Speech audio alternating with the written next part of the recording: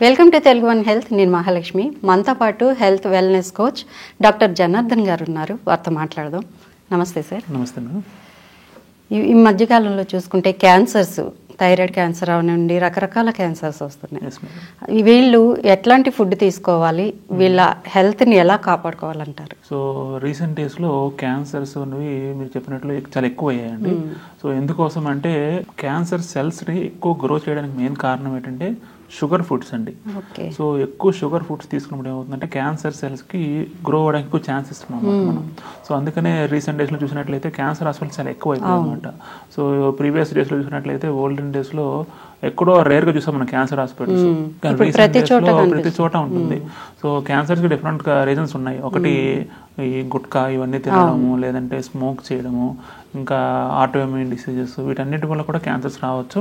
ఇంకొకటి ఏంటంటే repeated oils మనం యూజ్ చేస్తున్నారు బయట. మనం జంక్ ఫుడ్స్ అని, ఈ బజ్జీలని, సో వాడిన ఆయిల్ని ఎక్కువ రిపీటెడ్గా వాడడం వల్ల ఏమవుతుందంటే అసలు ఆయిల్ ప్రిపరేషన్లోనే హైడ్రోజనేషన్ అనే ప్రాసెస్ జరుగుతుంది అనమాట. సో హైడ్రోజనేషన్ ప్రాసెస్ జరగడం వల్ల మనకి ఆయిల్లో అంటే ప్రాసెస్ జరిగినప్పుడు ఆయిల్ మంచిదే, కానీ రిపీటెడ్గా వాడినప్పుడు ఏమవుతుందంటే ఫ్రీ రాడికల్స్ ఫామ్ అవుతాయి అన్నమాట. సో ఫ్రీ రాడికల్స్ అనేవి క్యాన్సర్ కారణం అవుతాయి అనమాట.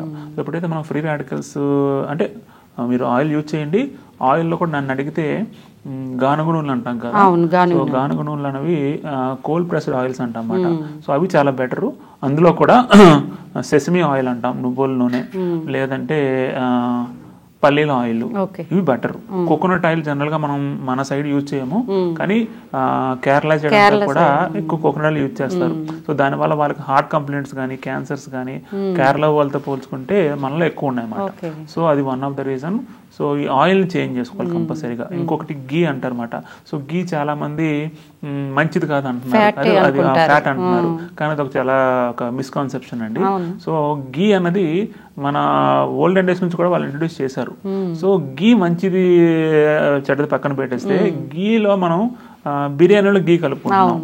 సో బిర్యానీ రైస్, మనం వాడే రైస్, వీటన్నిటిలో కూడా గీ యాడ్ చేయడం వల్ల అక్కడ మీకు ఏదైనా బ్యాడ్ ఉండొచ్చు, కానీ జనరల్గా ఒక స్పూన్ గీ రోజు తీసుకోవడం వల్ల మన మెటబాలిజం ఇంప్రూవ్ అవుతుంది, డైజెషన్ బాగుంటుంది.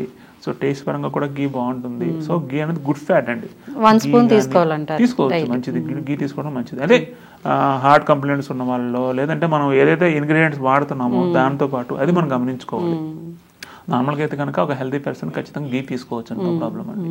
అలాగే ఇప్పుడు షుగర్ గురించి మాట్లాడుకుంటే షుగర్ పేషెంట్స్ చిన్నపిల్లలతో సహా ఏజ్డ్ వరకు చాలా మందికి ఈ ఎఫెక్ట్ ఎలా ఉంటుంది అసలు వారిపైన? సో షుగర్ ముఖ్యంగా టైప్ 2 డయాబెటీస్ అన్నది ముఖ్యంగా ఎక్కువ గమనిస్తున్నాం మనం.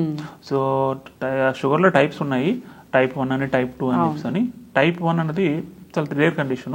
టైప్ 2 ఇప్పుడు ఎక్కువ గమనిస్తున్నాం మనం, ఎందుకంటే ఒక సిడెంటరీ హ్యాబిట్స్, ఒబెసిటీ, ఇవన్నీ కూడా గమనిస్తున్నాం అన్నమాట. ఇంకొకటి టైప్ 2 డయాబెటీస్ ప్రీవియస్ డేస్ తో పోల్చుకుంటే ఓల్డెన్ డేస్ ఇప్పుడు ఎక్కువ అయిపోతుంది.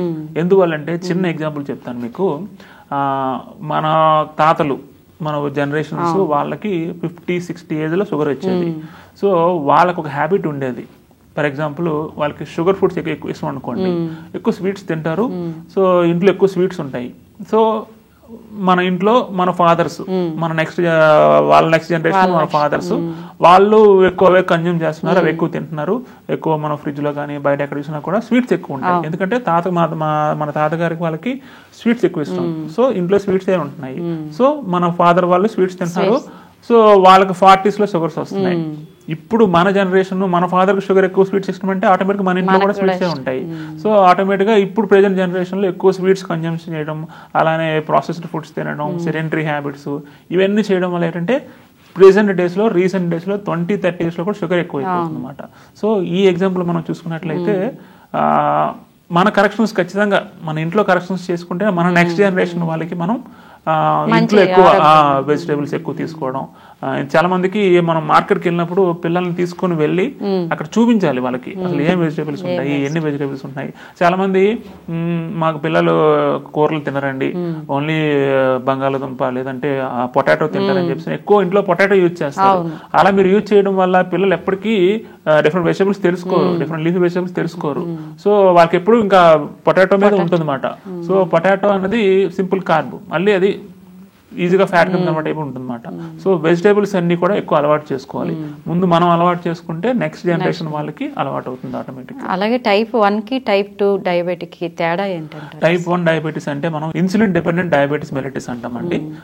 టైప్ 2 అంటే డయాబెటీస్ మెలిటస్ అంటామన్నమాట. సో ఇన్సులిన్ అంటే పేరులోనే ఉంది. సో వాళ్ళలో ఏం జరుగుతుందంటే ప్యాంక్రియాస్ అనే గ్లాండ్ లో ఆ బీటా సెల్స్ అంటమాట, beta cells of Langerhans cells అంటమాట, ఆ సెల్స్ యొక్క డ్యామేజ్ ఉంటుంది అనమాట. అంటే ఇన్సులిన్ ప్రొడక్షన్ ఉండదు వాళ్ళలో. సో బయట నుంచి ఇన్సులిన్ ఇవ్వాల్సి ఉంటుంది అనమాట. సో మీరు వింటాం జనరల్ గా మనం ఇన్సులిన్ 20 డోసెస్ తీసుకోవడం, 20 యూనిట్స్ 10 యూనిట్స్ అంటమాట. సో బయట నుంచి ఇన్సులిన్ తీసుకుంటున్నామంటే అది టైప్ 1 డయాబెటీస్ అండి. టైప్ 2 డయాబెటీస్ ఇది యాక్చువల్గా చెప్పాలంటే మనం లైఫ్ స్టైల్ కరెక్షన్ చేసుకుని ఫుడ్ లో కరెక్షన్ చేసుకుంటే మనం రివర్స్ చేసుకోవచ్చు. బట్ టైప్ 2 డయాబెటీస్ కూడా మెడిసిన్ స్టార్ట్ చేస్తున్నాము. అది మెడిసిన్ సింపుల్ మెట్ఫార్మిన్ తో స్టార్ట్ చేస్తున్నారు, 500 ml తో స్టార్ట్ చేస్తున్నారు. అది కాస్త ఏ రోజుకి ఆ రోజు అది ఇంక్రీజ్ అవుతుంది కానీ తగ్గట్లేదు. మీరు ఎక్కడైనా గమనించండి, షుగర్ ఉన్న వాళ్ళు టాబ్లెట్స్ యూజ్ చేసి షుగర్ రివర్స్ చేస్తున్నారు ఎక్కడ విన్నాము మనం? ఎక్కడ వినట్లేదు. ఎందువల్ల అంటే మీకు బాడీలో ప్యాంక్రియాస్ లో ఇన్సులిన్ ప్రొడక్షన్ ఎక్కువ అవుతుంది. దాన్ని తగ్గించాలి అంటే బయట నుంచి టాబ్లెట్ తీసుకుంటున్నారు. ఇంకా అది ఎప్పుడు ఎవర్ రైనింగ్ ప్రాసెస్ మాట. ఎప్పుడు కూడా మీరు అది టాబ్లెట్ తీసుకుంటే కంట్రోల్గా ఉంటుంది. ఎప్పుడు కూడా షుగర్ కంట్రోల్గా ఉండడం కోసం మాత్రమే మెట్ఫార్మిన్ కానీ లేదంటే ఇంకా డిఫరెంట్ మెడిసిన్స్ అన్ని కూడా యూజ్ అవుతాయి. మీరు ఎప్పుడైనా షుగర్ రివర్స్ చేసుకోవాలి, టైప్ 2 డయాబెటీస్ ముఖ్యంగా రివర్స్ చేసుకోవాలంటే ఖచ్చితంగా మీరు లైఫ్ స్టైల్ కరెక్షన్ చేసుకోవాలి. టైప్ 1 డయాబెటీస్ లో మనం ఇన్సులిన్ ని డోస్ తగ్గిస్తాం అన్నమాట. అంతేగాని ఇన్సులిన్ పూర్తిగా బయట నుంచి తీసుకోకుండా ఉండడం ఇంపాసిబుల్ అన్నమాట. షుగర్ పేషెంట్స్ కొంతమందికి దెబ్బలు ఏమైనా తగిలితే తొందరగా తగ్గవు ఎందుకని అంటారు? షుగర్ ఎందుకు అంటే నర్వ్స్ డ్యామేజ్ అయిపోతాయండి మెయిన్ ముఖ్యంగా. షుగర్ వల్ల వచ్చే కాంప్లికేషన్స్, షుగర్ వల్ల ప్రాబ్లం ఉండదు, షుగర్ వచ్చే కాంప్లికేషన్స్ అన్నమాట, దుష్ప్రభావాలు అంటాం కదా. సో దుష్ప్రభావాల్లో కాంప్లికేషన్స్ లో మనకి డయాబెటిక్ రెటినోపతి అంటాం, అంటే కళ్ళు ఎఫెక్ట్ అవుతాయి. డయాబెటిక్ న్యూరోపతి అంటాం, నర్వ్స్ ఎఫెక్ట్ అవుతాయి. డయాబెటిక్ నెఫ్రోపతి అంటాం, కిడ్నీస్ ఎఫెక్ట్ అవుతాయి. సో డయాబెటీస్ వచ్చే కాంప్లికేషన్స్ ఇంపార్టెంట్ అనమాట. సో డయాబెటీస్ కంట్రోల్ గా ఉంటే ఏం ప్రాబ్లం లేదు, అది ఎక్సెస్ గా ఉండి ఓవర్ గా ఉంటే వచ్చే కాంప్లికేషన్స్ లో మనకి ప్రాబ్లమ్స్ ఉంటాయి అన్నమాట. సో డయాబెటీస్ ఉన్న వాళ్ళలో హీలింగ్ ప్రాసెస్ తగ్గిపోతుంది అనమాట. ఎప్పుడైతే డయాబెటిక్ నెఫ్రోపతి అన్నాం కదా, సో అలానే మన హీలింగ్ ప్రాసెస్ తగ్గిపోతుంది అనమాట. సో అందుకని డయాబెటీస్ పేషెంట్స్ వాళ్ళకి తెలియదు, దెబ్బ తగిలిన కూడా తెలియకపోవడం వల్ల ఏంటంటే సెన్సేషన్ తెలియకపోవడం వల్ల ఏమవుతుందంటే బ్లీడింగ్ అవుతుంటుంది తెలియదు, లేదంటే ఎక్కడైనా సరే ఏదైనా కూర్చుకుంటే తెలియదు. కొంతకాలంకి ఏమవుతుందంటే తెలియకపోవడం వల్ల అది కొంచెం అల్సర్ లా ఫామ్ అయిపోతుంది. తర్వాత అది కాస్త అక్కడ బ్లడ్ సప్లై తగ్గిపోవడం వల్ల గ్యాంగ్రీన్ అయిపోతుంది. చాలా మందికి యాంపిటేట్ చేసేస్తారు అనమాట, అంటే ఆ పార్ట్ తీసేస్తారు అనమాట. సో షుగర్ ఉన్న వాళ్ళు ముఖ్యంగా షుగర్ని ఎప్పుడు కంట్రోల్లో పెట్టుకోవాలి, కంట్రోల్లో పెట్టుకోవాలి. టైప్ 2 డయాబెటీస్ అయితే చెప్పాను కదా, ఖచ్చితంగా మనం రివర్స్ చేసుకోవచ్చు, పాసిబిలిటీ ఉంది. ఫుడ్ లో కరెక్షన్స్ చేసుకొని ముఖ్యంగా మన వావ్ కమ్యూనిటీలో దీన్ని మనం డెఫినెట్ గా రివర్స్ చేసుకోవచ్చు టైప్ 2 డయాబెటీస్. అలాగే సార్ ఒబెసిటీ అసలు ఎలా, ఈ ప్రాసెస్ ని మనం ఎలా స్టార్ట్ చేయాలి, ఫుడ్ మెడిసిన్ ఇదంతా కొంచెం వివరించండి సార్. సో ఒబెసిటీ అన్నదండి ప్రెసెంట్ డేస్ లో చాలా మందిలో మనం గమనిస్తున్నాం. ఒబెసిటీకి మెయిన్ కారణం చాలా డిఫరెంట్ రీజన్స్ ఉంటాయి. మెయిన్ కారణం అయితే కనుక సెడెంటరీ హ్యాబిట్ అండి, కూర్చొని చేసుకోవడం వల్ల. కూర్చొని పని చేసుకుంటున్నారు, అసలు కదలట్లేదు, మూమెంట్ ఉండట్లేదు అనమాట. ఫిజికల్ యాక్టివిటీ లేకపోతే మన బాడీకి మూమెంట్ ఎక్కడి నుంచి వస్తుంది? సో ఖచ్చితంగా ఫిజికల్ యాక్టివిటీ చేయాలి. ఒబెసిటీ మనం గమనించినట్లయితే 90s 70s తో పోల్చుకున్నట్లయితే ఇప్పుడు ఒబెసిటీ అనేది ట్రిపుల్ అయిపోయింది అన్నమాట. ఇది స్టాటిస్టిక్స్ చూసుకున్నట్లయితే, నేను చెప్పేది కాదు, ఇది వరల్డ్ హెల్త్ ఆర్గనైజేషన్ వల్ల స్టాటిస్టిక్స్ చూసుకున్నట్లయితే ట్రిపుల్ అయిపోయింది అనమాట. 90s 70s లో ఒక 100 మందిలో ఉన్నట్లయితే ఇప్పుడు ప్రెజెంట్ ఆల్మోస్ట్ 300+ మెంబర్స్ అయిపోయింది అనమాట. సో రేషన్ ఇప్పుడు పెరుగుతూ వస్తుంది అనమాట ఒబెసిటీ అన్నది. ఒబెసిటీని మనం ఎలా ఓవర్కమ్ చేయొచ్చు అంటే ఖచ్చితంగా లైఫ్ స్టైల్లో కరెక్షన్ చేసుకుంటేనే ఒబెసిటీని మనం కరెక్ట్ చేసుకోవచ్చు. అలా ఎలా చేసుకోవచ్చు అంటే ఫుడ్లో కరెక్షన్ చేసుకోవాలి, ఫిజికల్ యాక్టివిటీ చేయాలి, స్ట్రెస్ కంట్రోల్ చేసుకోవాలి, ప్రాపర్ స్లీప్ ఉండాలి, ప్రాపర్గా బయట సోషల్ బిహేవియర్ ఉండాలి, సోషల్ గ్యాదరింగ్స్ ఉండాలి. సో అప్పుడు మనకి ఆటోమేటిక్గా పాజిటివ్ థింకింగ్ ఉంటుంది, పాజిటివ్ యాటిట్యూడ్ ఉంటుంది. లైక్ మైండెడ్ పీపుల్తో మనం ఎప్పుడైతే అసోసియేట్ అవుతామో ఆటోమేటిక్గా ఒక పాజిటివ్ వైబ్స్ మనలో ఉంటాయి అన్నమాట. సో ఇప్పుడు కూడా ఒబెసిటీని మనం ఓవర్కమ్ చేసుకోవచ్చు. ఖచ్చితంగా హెల్దీగా మీరు వెయిట్ తగ్గచ్చు. అంటే దీనివల్ల ఏమైనా హెల్త్ ఇష్యూస్ వచ్చే ఛాన్సెస్ ఉంటాయి? ఖచ్చితంగా అండి. ఒబెసిటీ వల్ల వచ్చే కాంప్లికేషన్స్ అంటే చాలా చెప్పొచ్చు. Main heart complaints. Present days లో హార్ట్ కంప్లైంట్స్ ఎక్కువ మందిలో గమనించినట్లయితే ఒబెసిటీ ఉన్న వాళ్ళలో ఎక్కువ ఉంటున్నాయి అన్నమాట. సో కంపేర్ చేసుకున్నట్లయితే ఒబెసిటీ అంటే లావుగా ఉన్న వాళ్ళతో పోల్చుకుంటే సన్నగా ఉన్న వాళ్ళలో హార్ట్ కంప్లైంట్ ఎవరికైనా రావచ్చు, కానీ సన్నగా ఉన్న వాళ్ళతో పోల్చుకుంటే లావుగా ఉన్న వాళ్ళు ఎక్కువ వస్తున్నాయి అన్నమాట. ముఖ్యంగా కోవిడ్ లో చాలా మంది చనిపోయారు. చనిపోవడానికి చాలా మంది ఇమ్యూనిటీ తక్కువ అంటున్నారు అనమాట. సో ఒబెసిటీ కూడా వన్ ఆఫ్ ద రీజన్ అనమాట. ఒబెసిటీ వల్ల ఇమ్యూనిటీ తగ్గిపోతుంది, దానివల్ల ఎక్కువ డెత్ జరిగింది అనమాట మనకి. సో మీరు గమనించినట్లయితే కోవిడ్ లో ఒబెసిటీతో చనిపోయిన వాళ్ళతో పోల్చుకుంటే లీన్గా ఉన్న వాళ్ళు తక్కువ మంది ఉన్నారు. సో ఒబెసిటీ అనేది చాలా ఇంపార్టెంట్ అండి. ఒబెసిటీ వల్ల నాట్ ఓన్లీ హార్ట్ కంప్లైంట్, చెప్పుకున్న డయాబెటీస్ లేదా పీసీఓడి, థైరాయిడ్, ఇంకా ఫ్యాటీ లివర్, ఇవన్నీ కూడా ఒబెసిటీతో లింక్ అయి ఉన్నాయండి. ఎప్పుడైతే మనం హెల్దీగా బరువు తగ్గుతామో వీటన్నిటి కూడా ప్రివెంట్ చేసుకోవచ్చు. Prevention is better than cure అంటమాట. సో మనం క్యూర్ పక్కన పెట్టేయండి, ప్రివెంట్ చేసుకుంటే అట్లీస్ట్ మనం హెల్దీగా ఉండొచ్చు అనమాట. అలాగే సరే, లివర్ డిటాక్టేషన్ అంటే ఏంటి అసలు? దీనికి ఎలాంటి ఫుడ్ తీసుకోవాలి, దీన్ని ఎలా తగ్గించుకోవాలి? సో లివర్ అన్నది మన బాడీలో చాలా ఇంపార్టెంట్ ఆర్గాన్ అండి. లివర్ డీటాక్సిఫికేషన్ అంటే సో బాడీలో ఏవైతే పాయిజన్స్ ఇవన్నీ ఉన్నాయో వాటన్నిటిని కూడా డీటాక్సిఫై చేసుకోవడం. డీటాక్సిఫికేషన్ కోసం మనం ఏం చేయొచ్చు అంటే లైక్ వెజిటేబుల్ జ్యూసెస్ అంటాం, లైక్ బూడిద గుమ్మడికాయ జ్యూస్ తాగడం, అలానే అన్ని వెజిటేబుల్స్ మిక్స్ చేసుకొని తీసుకోవడం, జ్యూసెస్ తీసుకోవడం వల్ల డీటాక్సిఫికేషన్ జరుగుతుంది. సో లివర్లో మెటబాలిజం బాగుంటే కనుక డైజెషన్ బాగుంటుంది. డైజెషన్ బాగుంటే ఆటోమేటిక్గా అరుగుదల బాగుంటే ఆటోమేటిక్గా మనం బరువు పెరిగిపోవడం మెయిన్ కారణం ఏంటంటే ప్రాపర్ డైజెషన్ లేకపోవడం వల్ల, ప్రాపర్గా అబ్జార్ప్షన్ లేకపోవడం వల్ల. సో మెటబాలిజం అంతా మన బాడీలో ఫ్యాట్ ప్రొడక్షన్ జరగాలన్నా, సో బైల్ ప్రొడక్షన్ జరగాలి, అన్నీ కూడా లివర్లో జరుగుతాయండి. సో ఎప్పుడైతే మనం లివర్ని కాపాడుకుంటామో మనం హెల్త్ని కాపాడుకుంటాం అన్నమాట. సో లివర్లో కూడా మనకి టైప్స్ డిసీజెస్ చూసినట్లయితే ఒకటి ఆల్కహాలిక్ ఫ్యాటీ లివర్ అంటాం, ఇంకోటి నాన్ ఆల్కహాలిక్ ఫ్యాటీ లివర్ అంటాం. ఆల్కహాలిక్ ఫ్యాటీ లివర్ అంటే మీకు తెలిసిందే, ఆల్కహాల్ తీసుకున్న వాళ్ళు వచ్చేది. సో ప్రెసెంట్ డేస్లో మీ జనరేషన్ మారిపోయిందండి. సో చిన్నపిల్లల దగ్గర నుంచి కూడా ఆల్కహాల్ ఎక్కువ కన్జంప్షన్ చేస్తున్నారు. సో అది బీర్ అని కానీ, లేదంటే వైన్ అని కానీ, విస్కీ అని కానీ, డిఫరెంట్ టైప్స్లో పార్టీస్ అని చెప్పేసి అని యంగర్ ఏజ్ టీనేజ్ వాళ్ళే ఎక్కువ హ్యాబిచువేట్ అయిపోతున్నారు అనమాట. సో దానివల్ల ఏంటంటే ఆల్కహాలిక్ ఫ్యాటీ లివర్ చూస్తున్నాం. అది ఒక పక్కన పెట్టితే ప్రెసెంట్ డేస్లో మనం పూర్ ఫుడ్ హ్యాబిట్స్ వల్ల non alcoholic fatty liver, alcohol తీసుకోలేకపోయినా కూడా లివర్ డిసీజెస్ వచ్చేస్తున్నాయి ఎక్కువ. సో ఇప్పుడు gastroenterology department, liver doctors, gastroenterologist వీళ్ళందరికీ ఎక్కువ డిమాండ్ పెరిగిపోయింది. ఎందువల్ల అంటే ఇదే మెయిన్ రీజన్ అనమాట. సో ఎప్పుడైతే మీరు వాళ్ళు కూడా చెప్పేది ఏంటి, మీరు ఏ డాక్టర్ దగ్గరికి వెళ్ళినా కూడా ముందు చెప్పేది మీరు బరువు తగ్గండి, హెల్దీగా బరువు తగ్గండి, అప్పుడే మీరు హెల్దీగా ఉంటారు. గ్యాస్ట్రోఎంట్రాలజిస్ట్ అయినా లివర్ స్పెషలిస్ట్ అయినా వాళ్ళు చెప్పేది మెయిన్ ఏంటంటే ముందు బరువు తగ్గాలి. సో బరువు తగ్గడానికి ప్రాపర్ డైట్ చేయాలి. ఆ ప్రాపర్ డైట్లో కూడా బ్యాలెన్స్డ్ డైట్ తీసుకోవాలి, which includes vitamins, minerals, protein, fibre, water, nutrients అన్నీ కూడా బాడీకి మనకు కావాలి. రోజులో 11 టైప్ ఆఫ్ విటమిన్స్ కావాలి, 10 టైప్ ఆఫ్ మినరల్స్ కావాలి, protein per gram per KG కావాలి, వాటర్ కావాలి. ఎందుకంటే ప్రాపర్ హైడ్రేషన్ లేకపోయినా కూడా వెయిట్ లాస్ కష్టం. సో లివర్ మనం హెల్తీగా ఉంచుకోవాలి అంటే, డీటాక్సిఫై చేయాలంటే జ్యూసెస్ చాలా బెటర్ అండి. బూడిద గుమ్మడికాయ జ్యూస్ కానీ, లేదంటే వెజిటేబుల్స్ అన్ని మిక్స్ చేసి జ్యూస్ తీసుకోవడం, ఇలా చేయడం వల్ల మీరు లివర్ని డీటాక్సిఫై చేసుకోవచ్చు, హెల్దీగా చేసుకోవచ్చు. హెల్దీగా. అలాగే జిమ్ చేస్తుండగా కుప్పకూలిపోవడం, డాన్స్ చేస్తుండగా మన డెత్లు, ఇట్లాంటివి ఈ మధ్య కాలంలో ఎక్కువ చూస్తున్నాం. ఎందుకు ఇట్లా జరుగుతుందంట? అన్నిటికీ ఆన్సర్ ఒకటేనండి, లైఫ్ స్టైల్ కరెక్షన్ అండి. సో మీరు ఎంతోమంది సెలబ్రిటీస్ చూస్తున్నాం రీసెంట్ గా, మనం పునీత్ రాజ్కుమార్ గారు కానీ, ఇంకా లేదంటే సో యాక్టర్స్ పక్కన పెట్టి డాక్టర్స్ చాలా మంది చనిపోతున్నారు, హార్ట్ అటాక్స్. డాక్టర్స్ కూడా చనిపోతున్నారు. రీసెంట్ గా మీరు ఒక ఆర్టికల్ చూసినట్లయితే 40 years కార్డియాలజిస్ట్. సో కార్డియాలజిస్ట్ అంటే heart related doctor. Cardiologist 40 years లో అతను ఆల్మోస్ట్ 16,000 సర్జరీస్ చేశారు. అంటే 16,000 సర్జరీస్ అంటే ఎంత స్ట్రెస్, ఆ స్ట్రెస్ వల్ల వన్ ఆఫ్ ద రీజన్ చెప్పుకున్నట్లయితే స్ట్రెస్ లో కార్టిజోల్ అనే హార్మోన్ రిలీజ్ అవుతుంది. ఎప్పుడైతే కార్టిజోల్ హార్మోన్ రిలీజ్ అవుతుందో అది ఫ్యాట్ మేకింగ్ హార్మోన్ అనమాట. సో బ్లడ్ వెజల్స్ లో ఫ్యాట్ అక్యుములేట్ అవ్వడం ప్లాక్స్ అంటమాట. సో ఎథెరోస్క్లెరోసిస్ అంటమాట. సో అది ఫామ్ అయిపోతుంది అనమాట. అంటే సింపుల్ గా చెప్పాలంటే ఒక పైప్ తీసుకోండి, బ్లడ్ వెజల్ అనుకుంటే ఆ పైప్ లో కొంచెం మట్టి చేరింది అనుకోండి, ఫర్ ఎగ్జాంపుల్ వాటర్ సప్లై ఉంటుంది. ఎప్పుడైతే పూర్తిగా బ్లాక్ చేసేస్తుందో ఇంకా సప్లై ఉండదు అనమాట. అలానే ఈ ప్లాక్స్ ఏం చేస్తాయంటే చిన్నగా ఎల్డిఎల్ అంటమాట, బ్యాడ్ కొలెస్ట్రాల్ ఏం చేస్తుందంటే ప్లాక్స్ ఫామ్ చేస్తుంది అనమాట. ఆ చిన్నగా ప్లాక్స్ ఫామ్ ఏమవుతుందంటే ఒకసారిగా సప్లై ఆగిపోతుంది అనమాట. సో అందుకనే ఎప్పుడు కూడా ఏ డిసీజ్ కూడా హార్ట్ అటాక్ కానీ లేదంటే బ్రెయిన్ అటాక్ అంటాము, లేదంటే షుగర్ అంటాము, ఇవన్నీ కూడా ఒక రోజులో వచ్చినవి కాదండి.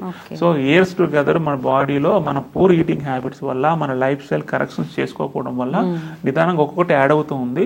అన్ని యాడ్ అయ్యి ఏమవుతుందంటే ఒక్కరోజు ఒక ట్రిగరింగ్ ఫ్యాక్టర్, ఎక్సెసివ్ జాయ్ కానీ, ఎక్సెసివ్ లేదంటే స్ట్రెస్ వల్ల కానీ, ఎక్సెసివ్ డిప్రెషన్ వల్ల కానీ ఎవరో చనిపోతారు. లేదంటే ఏదో కొంతమంది వింటాం మనం, ఒక లాటరీ టికెట్ తగిలింది, ఎక్కువ ఎక్సెసివ్ జాయ్ వల్ల చనిపోయారు అనమాట.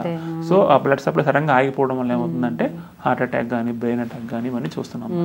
అలాగే ఈ మధ్య కాలంలో ప్రెగ్నెంట్ లేడీస్ అంటే లోపల శిశువు 2 monthsకే హార్ట్ బీట్ పెరగలేదని ఇట్లా రిమూవ్ చేయాల్సిన పరిస్థితులు ఉన్నాయి.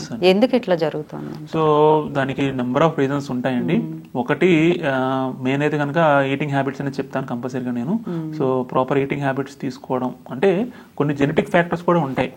ఈవెన్ జెనెటిక్స్ కూడా ట్రిగర్ చేసి వాటిని ఆల్టర్ చేసేది న్యూట్రిషన్ కు ఉందండి. దాన్ని మనం న్యూట్రోజెనోమిక్స్ అంటామన్నమాట. న్యూట్రిజెనోమిక్స్ అంటామన్నమాట. సో న్యూట్రిషన్ ప్రాపర్ గా తీసుకుంటే ఈవెన్ జెనెటిక్ లెవెల్లో కూడా మనం కరెక్షన్స్ చేసుకోవచ్చు. సో అబార్షన్స్ ఇవి డిఫరెంట్ రీజన్స్ వల్ల వస్తాయి. ప్రెగ్నెన్సీ రాకపోవడానికి మెయిన్ కారణం కొన్ని పీసీఓడి ఇష్యూస్ అంటాము. ఇన్ఫెర్టిలిటీ క్లినిక్స్ చాలా పెరిగిపోయాయండి ఇప్పుడు. ఇన్ఫెర్టిలిటీ అంటే ఇంతకు ముందు చాలా రేర్ గా ఉండేది. ఇన్ఫెర్టిలిటీలో కూడా మనం బోత్ మేల్ ఫిమేల్ కూడా మనం టెస్ట్ చేసుకోవాలి కంపల్సరీగా. ఎందుకంటే చాలా మంది ఇన్ఫెర్టిలిటీ అనగానే ఉమెన్ లో ఎక్కువ స్ట్రెస్ చేస్తారు. అది కరెక్ట్ కాదండి. ఇప్పుడు కూడా ఇన్ఫెర్టిలిటీ అంటే బోత్ మేల్ ఫ్యాక్టర్స్ ఉంటాయి, ఫిమేల్ ఫ్యాక్టర్స్ కూడా ఉంటాయి.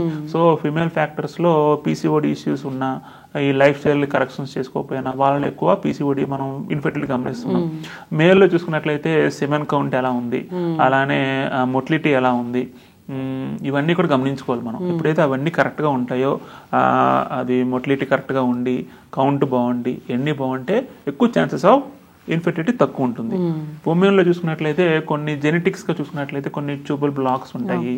వాటిని మనం సర్జరీస్ చేసి కరెక్ట్ చేసుకొని చేసుకోవాలి. సో ప్రెసెంట్ డేస్ లో ఐవీఎఫ్ సెంటర్స్ చాలా ఎక్కువైపోయాయి అన్నమాట. ఇంతకు ముందు ఐవీఎఫ్ సెంటర్స్ అంటే ఎక్కడో సిటీస్ లో ఉండేవి. ఇప్పుడు ఈవెన్ చిన్న చిన్న ఊర్లలో కూడా IVF centres number of centres వస్తాయి అన్నమాట. గైనకాలజిస్టులు కానీ ఈ ఐవీఎఫ్ సెంటర్స్ చేసే వాళ్ళు ఎక్కువైపోయారు అన్నమాట. దీనికి మెయిన్ రీజన్ ఏంటంటే లైఫ్ స్టైల్ కరెక్షన్ అన్నమాట. అట్లాగే లేట్ మ్యారేజెస్ కూడా బాగా జరుగుతున్నాయి. దీనిపైన మీరేమంటారు? లేట్ మ్యారేజెస్ అంటే అది వాళ్ళ యొక్క జాబ్ రిలేటెడ్ గా ఉంటుంది. కొంతమంది అంటే తక్కువ మంది ఏంటంటే ఎక్కువ సెటిల్ అయిన తర్వాత మ్యారేజ్ చేసుకుందామని చాలా మంది అనుకుంటున్నారు. సో ఈ ప్రెగ్నెన్సీ కూడా ఒక ఏజ్ ఉంటుందండి. ఎప్పుడైతే ఒక 25 నుంచి 30, సో నేను మరీ అంత ఎర్లీగా 18 yearsకి మ్యారేజ్ అని చెప్పట్లేదు. ఒక 24-25 years తర్వాత మ్యారేజ్ చేసుకొని ఒక 35 years, సో 25 to 35 years అన్నది ఒక రిప్రొడక్టివ్ ఏజ్ అంటమాట. ఆ ఏజ్ లో గనక ప్రెగ్నెన్సీ ఎక్కువ ఛాన్సెస్ ఉంటాయి అన్నమాట. ఏజ్ పెరిగే కొద్దీ ఛాన్సెస్ తగ్గిపోతాయి ఆటోమేటిక్గా. సో మనం బాగా చదువుకుంటాము, హెల్తీగా మనం సెటిల్ అవుతాము, అప్పుడు మ్యారేజ్ చేసుకుంటాం అంటే అది కరెక్ట్ కాదన్నమాట. సో సెటిల్మెంట్ ఎప్పటికీ ఉంటుంది. సెటిల్మెంట్ లో కూడా డిఫరెంట్ ఆప్షన్స్ ఉంటాయి. సో మీరు ప్రాపర్ గా ప్లాన్ చేసుకోలే కానీ మనకి నెంబర్ ఆఫ్ ఆపర్చునిటీస్ ఉన్నాయి. మీరు ఒక జాబ్ చేసి అలా సెటిల్ అవుతాను అని కాకుండా ఫర్దర్గా ఒక బిజినెస్ ఆపర్చునిటీస్ ఉన్నాయి, ఎంటర్ప్రైజెస్ ఆపర్చునిటీస్ ఉన్నాయి. సో చాలా ఆపర్చునిటీస్ ఉన్నాయండి. మీరు ఆపర్చునిటీస్ అంటే మీరు చదువుకున్నాం కదా అదే జాబ్ చేయాలని చాలా మంది జాబ్ చేయట్లేదు. ఎందుకంటే చదువుకున్నది ఒకటి, చేస్తున్న జాబ్ ఒకటి. ఎందుకంటే అది నీడ్ అయిపోయింది అన్నమాట. సో అవసరం బట్టి మనం ఎప్పటికప్పుడు చూన్ చేసుకోవాలి, ఎప్పటికప్పుడు మనం మోడిఫికేషన్స్ చేసుకోవాలి. లేదు నేను ఎలానే ఉంటానంటే ఇంకా అలానే ఉండిపోతాం అన్నమాట. ఎప్పటికప్పుడు మనం మోడిఫికేషన్స్ చేసుకుంటూ ట్రెండ్ తగ్గట్టు మనం ఫాలో అయిపోవాల్సి ఉంటుంది అన్నమాట. సో ఇప్పుడు ప్రెసెంట్ అంతా ఆన్లైన్ యుగం, ఇంటర్నెట్ యుగం. ఈ ఇంటర్నెట్ యుగంలో మనం ఎక్కడెక్కడ కరెక్షన్స్ చేసుకోవాలి, ఏ విధంగా మనం మన లైఫ్ని సెటిల్ చేసుకోవాలి, మన కెరీర్ పరంగా ఎలా మనం ట్యూన్ చేసుకోవాలి. సో ఫ్యూచర్ అంతా కూడా వెల్నెస్ అండి. సో వెల్నెస్ లో ఒక మంచి గ్రోత్ ఉంది ప్రెసెంట్ మనం చూస్తున్నాము, ఇన్ ఫ్యూచర్ లో కూడా చూస్తాము. ఎందుకంటే లైఫ్ స్టైల్ డిసీజెస్ ఎప్పటికప్పుడు పెరుగుతూ ఉన్నాయి, తగ్గట్లేదు. సో ఇంత ముందు చూసుకున్నట్లే వెల్నెస్ అనేది చాలా రేర్ గా వినేవాళ్ళు అన్నమాట. ఇప్పుడు వెల్నెస్ అనేది చాలా ఈజీగా అందరిలో కామన్ గా వింటున్నాం. దీనికి మెయిన్ కారణం ఏంటంటే లైఫ్ స్టైల్ డిసీజెస్, వాటికి కరెక్షన్ సొల్యూషన్ ఏంటంటే వెల్నెస్. వెల్నెస్ అంటే ఫిజికల్ గా, మెంటల్ గా ట్రీట్ చేస్తున్నారు, వాళ్ళు సజెషన్స్ ఇస్తున్నారు. సో మన దాంట్లో కూడా ఈ వావ్ కమ్యూనిటీలు కూడా ప్రాపర్ గైడెన్స్ ఉంటుంది. సో ప్రాపర్ గైడెన్స్ ఉండడం వల్ల ఖచ్చితంగా మీ యొక్క లైఫ్ స్టైల్స్ అన్ని రివర్స్ చేసుకోవచ్చు. అలాగే ప్రోటీన్ ఇది రెడీమేడ్గా దొరికేస్తుంది, ఇవి వాడడం మంచిదే అంటారా ఏంటి అసలు? సో నన్ను అడిగితే ఏది కూడా రెడీమేడ్ అంటేనే మనం ఎంత మనం అవాయిడ్ చేస్తే అంత మంచిదండి. ఎందుకంటే రెడీమేడ్ అంటే ఇప్పుడు వాళ్ళు ప్యాక్ చేసి పెడుతున్నారు. సో కొంత లిమిట్ ఒక 6 months అంటున్నారు, లేదా 1 year అంటున్నారు, దానికి ఒక ఎక్స్పైరీ డేట్ పెడుతున్నారు. సో మీరు చెప్పండి, ఎప్పుడైనా సరే ఫుడ్స్ మనం న్యాచురల్ గా ప్రిపేర్ చేసుకుంటే అంత స్టోరేజ్ మనం చేయగలమా? ఈవెన్ మనం ఫ్రిడ్జ్ లో పెట్టుకున్నా కూడా హార్డ్లీ ఇంకో 1 day మనం స్టోర్ చేయొచ్చు, అప్పుడు కూడా ఆ ఫుడ్ పాడైపోతుంది. సో ఎప్పుడైనా కూడా రెడీగా మనం కుక్ చేసుకొని వేడివేడిగా తింటే మనకు డైజెషన్ బాగా జరుగుతుంది. ఎప్పుడైతే మనం ఫ్రిడ్జ్ లో పెట్టి మళ్ళీ వేడి చేస్తారో అది కూడా కరెక్ట్ కాదు. సో ఎప్పుడు కూడా రెడీమేడ్ ఫుడ్ అన్నది ఎప్పుడు కూడా కరెక్ట్ కాదండి. మనం ఓన్గా ప్రిపేర్ చేసుకోవాలి. ఎప్పటికప్పుడు ప్రిపేర్ చేసుకుంటే మనకు అదొక యాక్టివిటీ, ఎన్ఈఏటీ యాక్టివిటీ అంటమాట, non exercise induced activity with emergencies అంటమాట.